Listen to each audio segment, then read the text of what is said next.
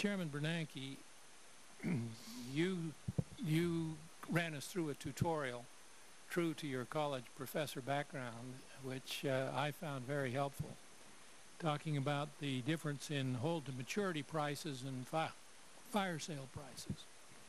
And there's going to be an auction, presumably, to determine what the fire sale price is or what the hold-to-maturity price is.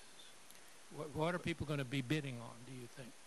Well, we know more or less what the fire sale prices are. Those are the marks that a lot of companies have. Okay. You know, there are a lot of different ways, auctions combined with expert evaluations and so on, to try to determine the hold-to-maturity price. So, for example, if the government tries to acquire a substantial portion of a security, the marginal seller would be somebody who has a hold-to-maturity interest in it, for example. So I think there are methods to determine that hold-to-maturity price.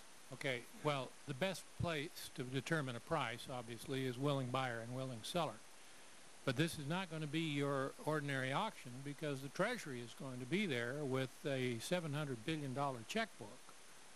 And the question that arises in my mind is who's going to bid against the Treasury?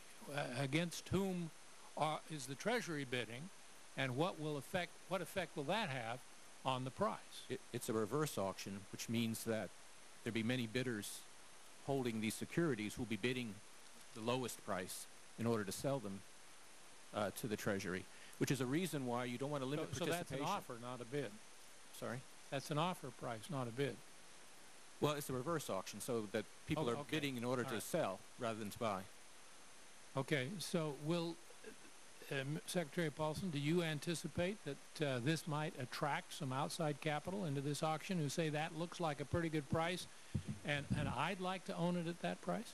Not exactly that way, but here's, and again, let me come back and say to you, the reason we asked for broad flexibilities, and the chairman said it earlier, we're dealing with complex securities. We're dealing with many classes of securities. We're going to need to use different approaches in different situations. So the reason we've been general and talked about market mechanisms, we're going to have to involve experts. We're going to have to use different approaches.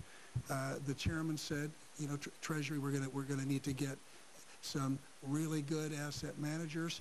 We're going to, we'll do a certain amount of experimentation. But if this works the way it should work, that once there is a bid from Treasury and there's more learned about these securities, the thought would be that then it's easier for private capital to come into the market. Yeah. And that there'll be some price discovery mechanism. Now again, let me just comment on that. The price discovery mechanism in a simple world, and you're describing a very complex, unsimple world, has to do with the cash flow the underlying asset will produce. And I would think the problem here is determining what that cash flow is. And how, is that what you're bringing in all these experts to determine what this is going to be? I wish it were that simple, because, and even that would not be easy. What the chairman said, and when he presented, he said, no one's been faced with this situation before. We spent a lot of time thinking about it, and there are different types of asset classes, mortgage derivatives, there's mortgage-backed securities, there are different whole loans, and so when you look at dealing with this, we're going to have to use different approaches in different situations, and there'll be market-based approaches, and that's all. You and I can't sit here and figure out what the auction technique it should be and how to use it in what situations to use it. So what we asked for was broad-based authority to use a series of market-based approaches, and we'll be dealing in different approaches in different situations. We can't sit here and say, here is a reversed auction we're going to use in every situation. My time is up. We need flexibility. Yeah, I understand that. My time is up. I just want to leave this last comment. This is the whole core of what you're trying to accomplish, and this is the whole problem with our giving you Right. blank check authority to accomplish it. Because in theory, it's easy to describe and it will work. But if you end up paying too little to these institutions, which mark-to-market accounting might drive you to, you're not giving them the support that they need. If you end up paying too much, then there's no upside potential for the taxpayer when the time comes for you to liquidate these. And the details of how you find the right balance here are the ones that all of us need, you certainly as much as we, all of us need to understand better as we make our determination whether or not to support your proposal. You were right, and you have defined the problem, and the problem is easier to define than to solve.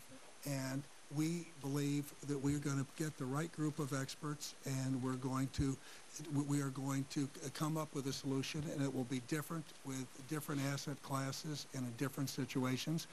And as I said, this should not be confused, because some people have confused it for instances where you need to go in and, do things that are extraordinary things to save an institution.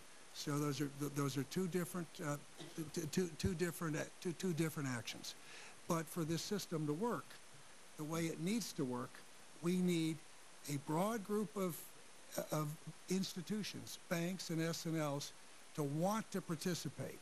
And we need them to participate, not just those that are under immediate pressure.